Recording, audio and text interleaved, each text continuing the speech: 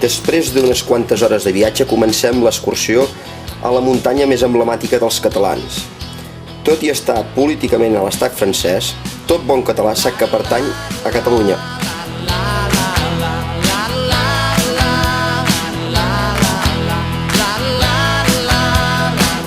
El cim del Canigó té una alçada de 2.784 metres. El camí és bastant planer, fins als Plans del Cadí, de 2.200 metres d'alçada, on es pujarà fortament per anar a buscar la Canal, que passa per la famosa Xemeneia, en total 4 hores de camí.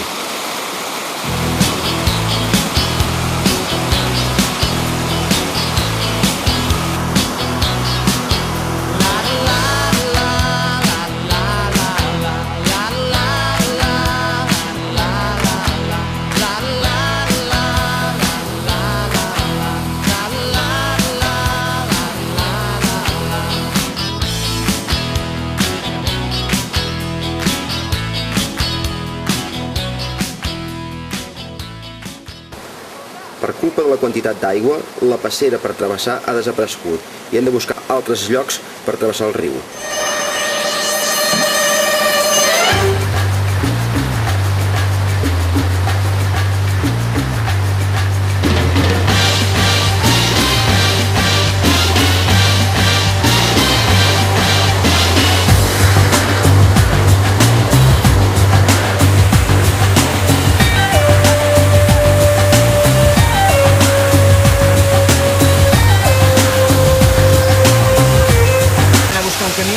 Que ens entri pel corrent. Però és que em sona més com a Piranea. Jo crec que si seguim aquesta canal anirem a Palau Refugi. Però hem de buscar cap aquí dalt. Sí. Jo crec que hem d'anar cap aquí.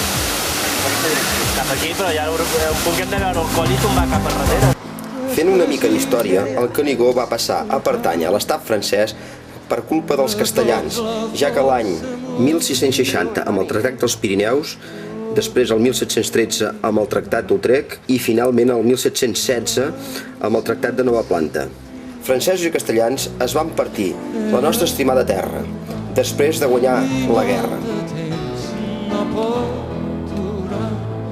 Segur que tomba, tomba, tomba, ben corcada deu ser ja, si tu les tires fort per aquí i jo les tiro fort per allà, segur que tomba, tomba, tomba i ens podrem alliberar.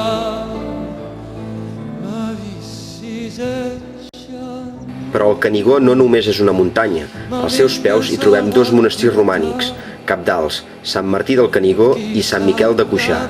L'església de Sant Martí, fundada l'any 1907, pel comte Guifré II de Sardenya i de Conflent, és considerat el bressol de Catalunya. El gran poeta Jacint Verdaguer va escriure l'any 1886 el seu poema èpic Canigó, exaltació de l'amor, el patriotisme i la llegenda. Heus aquí un fragment. Muntanyes del Canigó fresques són i regalades, sobretot ara a l'estiu, que les aigues són gelades. 6 mesos m'hi vaig estar sense veure-hi persona nada, sinó un trist rossinyolet que en sortir del niu cantava.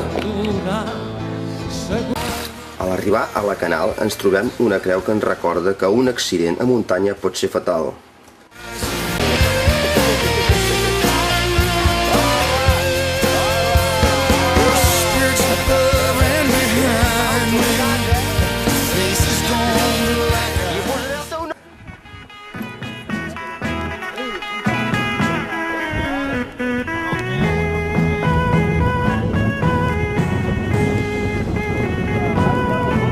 Si no fos pels núvols, tindríem una ampla visió de muntanyes i pobles des de la mar Mediterrània a Narbona, de les muntanyes de Madres i Vilafranca i Vernet als seus peus, fins al Carlit i al Pirineu de Núria.